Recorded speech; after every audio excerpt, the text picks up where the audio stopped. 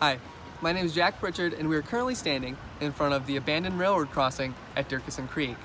This area, while it currently looks like nothing, used to be around what Kidville was.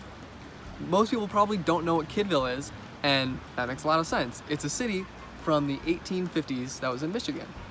What made Kidville prominent is that it was a logging city, and a pretty busy one at that. Kidville exported about 35 million feet of lumber, and it did so all out of just one mill. Now, we couldn't find the mill, probably because it doesn't exist anymore.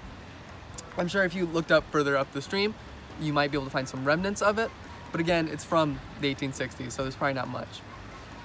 The first person to actually move here was George M. Dickinson, I'm pretty sure.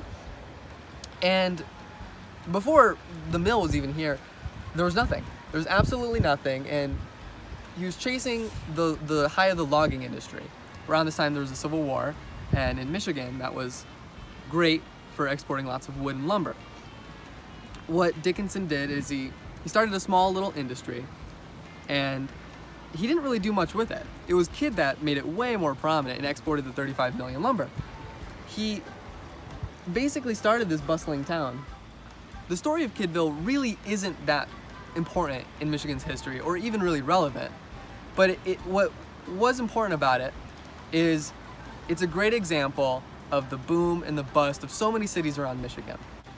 All of Michigan's main ghost towns stem from three main industries: the lumber industry, the iron industry / copper industry, and the auto industry. In the case of Michigan's auto industry, I'm pretty sure everybody knows at this point that Michigan had a really, really impactful role on the auto industry as a whole, and was extremely beneficial towards its development. But as other countries like Germany and Japan continue to work on their auto industry, it slowly outplaced some of the other big dealers like Ford and like Pontiac and like all the other ones. And as that happens, they really need to outsource jobs, and Michigan just can't keep up with it. And so all these suburbs and all these other places that were once really, really popular can't keep it up. They can't sustain the jobs. The mining industry was also very big in Michigan. And while mining didn't really take place in the Lower Peninsula as much, it was really, really prominent in the Upper Peninsula. And the Upper Peninsula probably has some of the best examples of ghost towns that we can still visit today. With examples like coal, Michigan was doing really, really well for a while. They had upwards of 160 mines open. But Michigan's coal isn't really that great. And so as more railroads developed and as more ways of transportation developed, other states like Ohio really just had the better coal. And so all that Michigan could really do is lose the cities or quit the jobs, etc., etc. When it comes to iron, there's only so much iron you can really mine, and in Michigan, a lot of it has already been mined. And so all these little cities that at once were really, really prosperous, and other places like Fayette just have nothing left, and there's not really anything else for people to do there. When discussing the iron industry and a lot of the cities that fell from it, a lot of people know about Fayette and about Central Mine, right? And about Central Mine. Yep. And those are two really great examples of ghost towns that we still have evidence of, and we can still see what they were like at the time. And for many other ones, like the logging industry, there really isn't anything left. A lot of the boom and bust cycle of this was that the logging industry boomed and it flourished everywhere throughout Michigan, especially post-Civil War. And as quickly as it came, and as cities and small entrepreneurs built up their little lumber cities, they would immediately crash because there wasn't many trees left, or they didn't have much money to keep going. Or, in the case with Kidville, the mill caught on fire. And while Kidd, in Kidville, was generous enough to repair the fires, it doesn't really seem like the logging industry continued.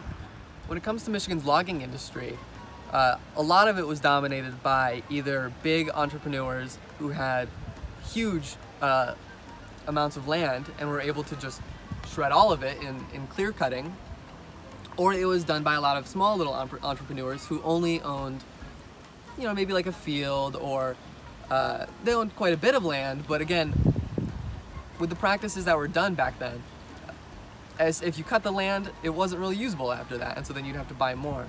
And with the prominence of mills catching fire, as we've mentioned before, a lot of places couldn't keep it up. If your mill burned, that was kind of the city, and that was it. And with that, a lot of cities collapsed. But with the idea of clear cutting, if you had a mill in a city and you clear cut all of the trees around it, there's not really any more logging to do. And so what a lot of places would do is they would just literally pick up and they would move away. Even some citizens of those towns had worked at multiple mills before. And their homes would literally be made out of so many scraps and such easy to move logs, not logs, sorry, out of planks, that you could pick up the entire city and you could move it on a whim. This is the case with Kidville, a city that had everybody leave. And I mean, there's nothing around us except for this giant old railroad. But we've been walking here. Can you do a little shot? We've been walking all around Kidville for probably 20 minutes and we have not found anything. Not any remnant of anything, and we've been searching. But really, I mean, Kidville doesn't exist. You're not gonna find it on a map. The closest thing you can find is Kidville Street, which is just a road. To really look for it, you have to look through the archives and the cities that used to exist. And there's quite a few when you look through them that just don't exist anymore.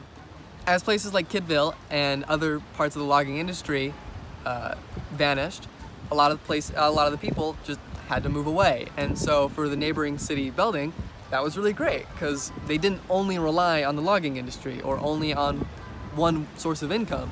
They had many different types, and so the people from Kidville could go there and they could specialize in other things and other businesses, which has led to Belding still being alive today and Kidville not existing.